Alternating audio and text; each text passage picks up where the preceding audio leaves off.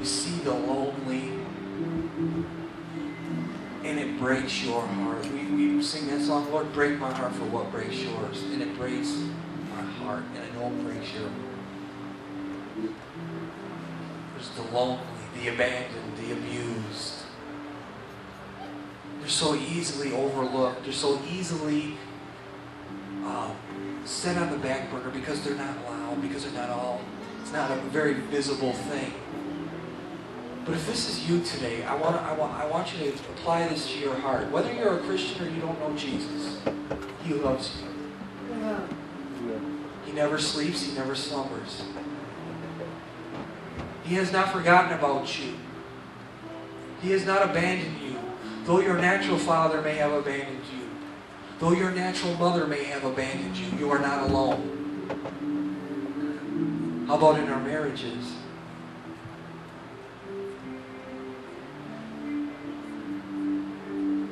You ever feel alone in your marriages? I want to encourage you today. Make Christ the first thing. That's right. And it's not about your husband. It's not about your wife. But you make it about Christ. That three-roped thing that cannot be unwound. Christ in the center. Husbands, wives, even when you feel lonely. Maybe you have a spouse that is strayed.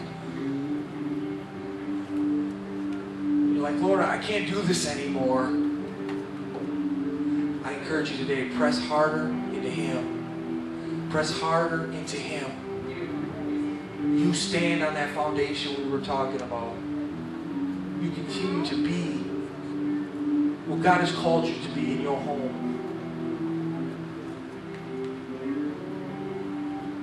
You are not abandoned. He knows what you need.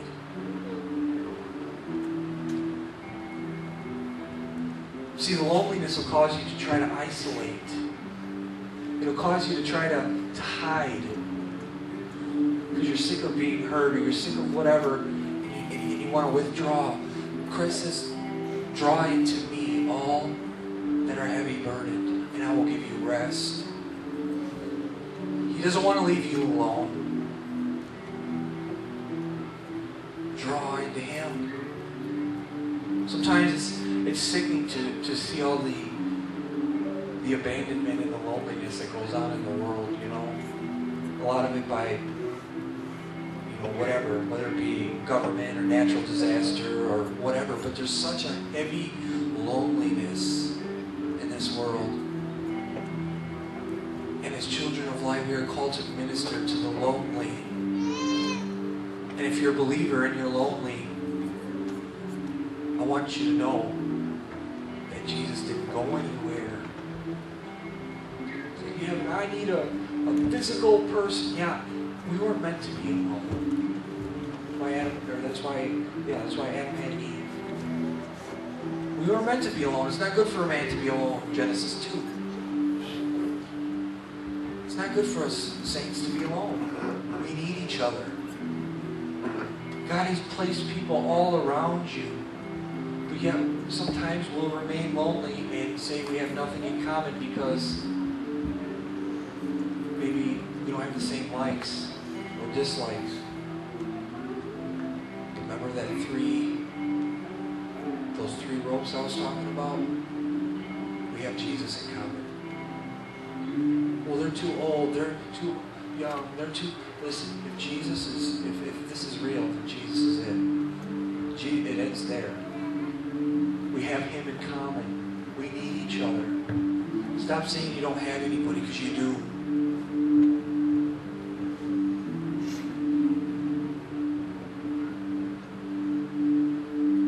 This world can be sad, it can be lonely. You better be drawn into Him. Because sometimes when we get sad and we get lonely and we feel like we have nothing in common with people, we start gravitating to things that we shouldn't. Maybe it's an attitude, maybe it's an action. Maybe it's a mindset. When we get lonely and feel like God has forgot about us, or we start looking at our brother and sister and saying, well, they have it all together. Lord, you bless them, but not me. Listen to me. Jesus knows what you can handle. wasn't supposed to be this way. I believe God looks down and says, man, I wasn't supposed to be this way. And He sent His Son to fulfill those things. To be that friend in a time of trouble. To be that friend when you're lonely. You don't have anybody to talk to. He's there. You know, a lot of times you might look in the natural and the physical and you're like, He is not there. I'm telling you, He's there.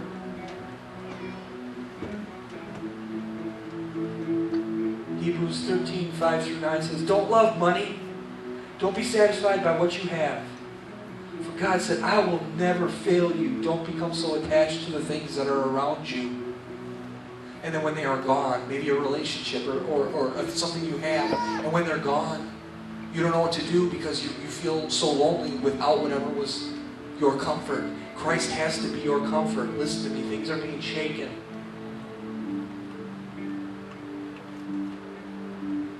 He's got to be your rock. The only thing that'll never leave you. Press in. Don't love money. Don't love things that are of this world. So much as you can't imagine your life without it. That becomes sin. Apostle Paul talks about that. Anything you make a God in your life that is not Jesus is a sin.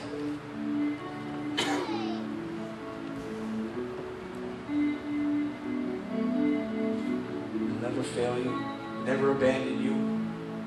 So we can say with confidence, the Lord is my helper. He is my friend when I don't seem to have any. He is my friend when all is lost as it seems. He is my friend. He is my God when my natural father has abandoned me or my family has abandoned me. He will replace what your natural has left. He will replace it and fill you with His love, a Father's love. Do we get it? Those areas in our lives where we feel like we've been shorted, or we feel like nobody can understand, listen to me, He wants to take that from you and fill you with His love. Don't hide. Don't gravitate to things that make the flesh feel better, because sin is for a season. Yeah, some sin might feel good for a little while, but guess what? You're also going to reap that.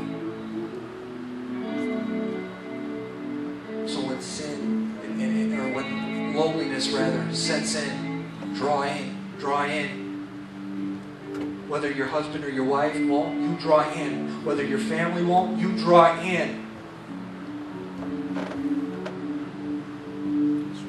Don't get caught up in your emotions, man. The Lord is my helper. What do I have to fear? What do I have to fear? Verse 6. Nothing. Nothing. Can you say that today? I am fearless. I am not lonely. I am not rejected. I am fearless, and I stand on the rock of His word. Though I may feel a certain way at times, His word remains true.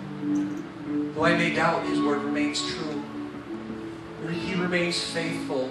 When I am not faithful, right, Mike? He is faithful. What can your people do to me?